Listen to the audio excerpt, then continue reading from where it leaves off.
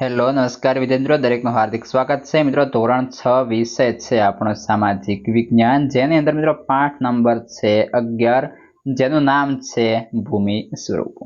સૌથી સંપૂર્ણ સોલ્યુશન જોતા પહેલા ચેનલમાં જો પ્રથમ વખત આવ્યા છો તો મિત્રો ચેનલને સબસ્ક્રાઇબ કરી તમારા દરેક મિત્રોને અવશ્યપણે વિડીયો શેર કરી દેશો। તો શરૂઆત કરીએ છીએ, જેની અંદર મિત્રો પ્રશ્ન 1, નીચેના પ્રશ્નના ઉત્તર આપો। જેની અંદર પહેલો છે ભૂમિ સ્વરૂપ કોને કહેવાય?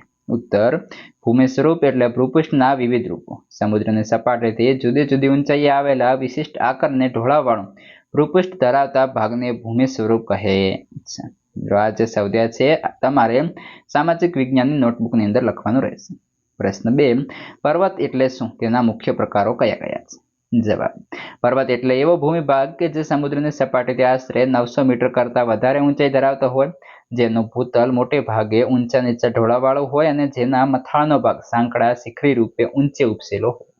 તેના મુખ્ય 4 પ્રકાર છે: 1, ગેડ પર્વત, ખંડ પર્વત, જ્વાળામુખી પર્વત અને અવશિષ્ટ પર્વત। પ્રશ્ન 3, ઉચ્ચ પ્રદેશ અને મેદાન વચ્ચેનો તફાવત જણાવો। ઉચ્ચ પ્રદેશ સમુદ્રની સપાટીથી સામાન્ય રીતે 180 મીટર કરતાં વધુ પણ 900 મીટર કરતાં ઓછી ઊંચાઈ ધરાવતો અને ઉપરથી પ્રમાણમાં પહોળો સમથળ ભૂમિભાગ હોય છે, જ્યારે મેદાન સમુદ્ર સપાટીથી 180 મીટરથી વધુ ઊંચો નહીં એવો સમથળ ભૂમિભાગ હોય છે। પ્રશ્ન 2, જેની અંદર છે યોગ્ય વિકલ્પ વડે ખાલી જગ્યાઓ પૂરો। જે અંદર પહેલો છે મિત્રો ભારતનો સાતપુડા ખાલી જગ્યાનો પર્વત છે। ઓપ્શન બી, ખંડ પર્વત। બીજા નંબરે છે ચારે બાજુથી પર્વતમાળાઓથી ઘેરાયેલા ભૂમિભાગને ખાલી જગ્યા ઉચ્ચ પ્રદેશ કહે છે। તો આંતર પર્વતીય ઉચ્ચ પ્રદેશ કહે છે। Option A. જોઈએ આગળ, જે અંદર મિત્રો ત્રીજા નંબરે છે સરેરાશ સમુદ્ર સપાટીથી ઊંચાઈ ધરાવતા સપાટ ભૂમિભાગને મેદાન કહે છે। ઓપ્શન ડી, આશરે 180 મીટર સુધીની જે છે એની અંદર। 4, મેદાન ખાલી જગ્યા પ્રકારનું મેદાન છે। ઓપ્શન બી, નિક્ષેપણનું મેદાન। જોઈએ આગળ મિત્રો, પ્રશ્ન નંબર 3, મને ઓળખી કાઢો। પહેલો છે હું જમીનથી 3 બાજુથી ઘેરાયેલો છું। તો આપણો જવાબ આવશે મિત્રો અખાત। ત્યારબાદ છે આગળ, જેની અંદર બીજા નંબરે છે જેની અંદર મારો છેડો જળ ભાગમાં અમુક વિસ્તાર સુધી ફેલાયો રહે છે। તો ભૂશીર। 3, હું ચારે બાજુથી જળ વિસ્તારથી ઘેરાયેલ છું। ટાપુ। 4, હું 2 જળ વિસ્તારોને જોડું છું। સામુદ્ર ધુની। 5, મારી 3 બાજુ સમુદ્ર અને 1 બાજુ જમીન છે। દ્વીપકલ્પ। જોઈએ આગળ, પ્રશ્ન 4, જેની અંદર ટૂંક નોંધ લખો। પહેલો છે ખંડ પર્વત। તો કે સામાન્ય રીતે મંદ ભૂસંચલન દરમિયાન ઉદ્ભવતા ખેંચાણ બળને લીધે ખડકોમાં સ્તરભંગ રચાય છે। 2 સ્તરભંગોની વચ્ચે પ્રદેશ ઊંચકાઈ આવે છે અથવા વચ્ચેનો ભાગ જેમનો તેમ રહે છે અને તેની બંને બાજુના પ્રદેશો નીચે સરકી જાય છે। એ ઊંચો રહી ગયેલો ભૂભાગ ખંડ પર્વત કહેવાય છે। જે મિત્રો કંઈક આ પ્રમાણે આપણને જોવા મળે છે।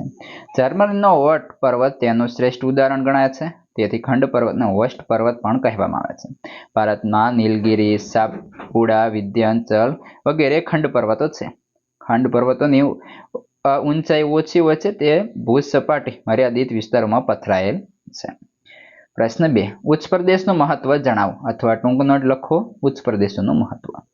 જોઈએ જવાબ, લાવાની કાળી ફળદ્રુપ જમીનથી બનેલા ઉચ્ચ પ્રદેશોમાં કપાસનો પાક સારો થાય છે। પ્રાચીન નક્કર ખડકોના બનેલા ઉચ્ચ પ્રદેશોમાંથી લોખંડ, મેંગેનીઝ, સોનું વગેરે કિંમતી ખનિજો મળી આવે છે। દાખલા તરીકે ભારતના છોટા નાગપુરના ઉચ્ચ પ્રદેશમાંથી અનેક ખનિજો મળી આવે છે। ઉચ્ચ પ્રદેશોના ઘાસવાળા ઢોળાવો પશુપાલન પ્રવૃત્તિ સાથે સારી અનુકૂળતા ધરાવે છે। કેટલાક ઉચ્ચ પ્રદેશો પ્રવાસન ઉદ્યોગ અને ફિલ્મોના શૂટિંગ માટે બહુ અનુકૂળ હોય છે। પ્રશ્ન 3, નિક્ષેપણનું મેદાન। નદીના કાંપના મેદાનો। નદીમાં જ્યારે પૂર આવે છે ત્યારે તેમાં ઘસડાઈ આવેલો કાંપ પાણીની સાથે બંને કિનારાઓ ઉપર પથરાય છે।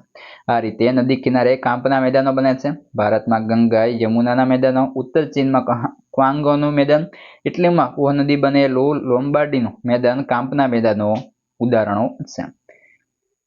સરોવરના મેદાનો। કેટલીક નદીઓ સરોવરોને મળે છે। આ નદીઓ પોતાના પ્રવાહના કાંપ, માટી, રેતી વગેરે સરોવરમાં ઠાલવે છે, તેથી સરોવર ધીમે ધીમે પૂરાય છે અને કાળક્રમે ત્યાં મેદાન બને છે, જે સરોવરનું મેદાન કહેવાય છે। ભારતમાં કાશ્મીરના ખીણ પ્રદેશ અને મણિપુર રાજ્ય તરફનો ઇમ્ફાલ તળ પ્રદેશ સરોવરના મેદાન છે। નદી જ્યારે સમુદ્રને મળે છે ત્યારે સમુદ્ર કિનારાના નજીકના વિસ્તારોમાં ધીમા વેગને કારણે પુષ્કળ કાંપ ઠાલવે છે.